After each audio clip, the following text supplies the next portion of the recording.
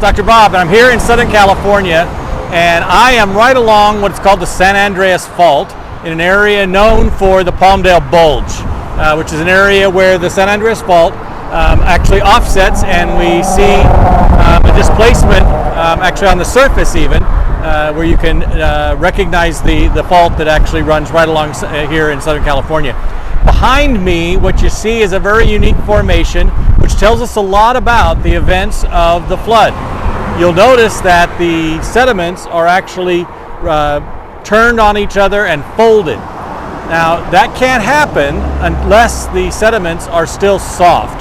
So we know that this happened fairly soon after the sediments were laid down. That's a problem for many of the traditional worldview people who hold to an ancient and a prolonged period of time for these sediment layers to form, because if this took millions and billions of years, how could you have all these sediments remain ductile and foldable instead of fracturing? So these layers have not lithified. The lithification process is where we see them turning into stone, but at the time that these pressures are coming along and these forces and these faults are created, which is a result of the flood and the fountains of the deep opening up and the plates starting to move, we know that these plates here are a result of that force that is pushing those plates around. Now, in the time of the flood, we know that we begin with one great landmass, and then as the fountains of the deep open up, the plates begin to move.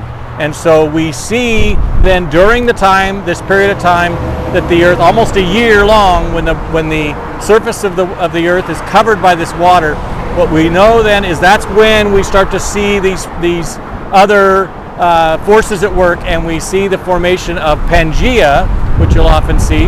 And Pangea, then the plates begin to collide. And so we start to see the results of these faults and the pressures that are placed on the sediment layers and the folding that occurs. So it's a great example then of this intermediate time between the time when the flood begins and the time when the waters begin to recede, where we have these kind of flexible surface sediment layers that are there. Now, another thing that we know from this is that even after the flood, some of these layers, of course, remain ductile. They haven't completely lithified, and so we don't have hard rock necessarily. And so even during the period after the flood, we're going to continue to see this folding that happens as new sediment layers are laid down even after the flood, as the waters retreat and as these inland seas, both due to the melting of the ice and the earthquakes, which cause the redirection of rivers and other water systems, that then bring new layers of sediments in on top as well. Now, it's interesting here in Palmdale that what you see is a result of what happens when fractures happen on sediments that have lithified, because we'll actually see fracturing then, not folding. So you'll see actual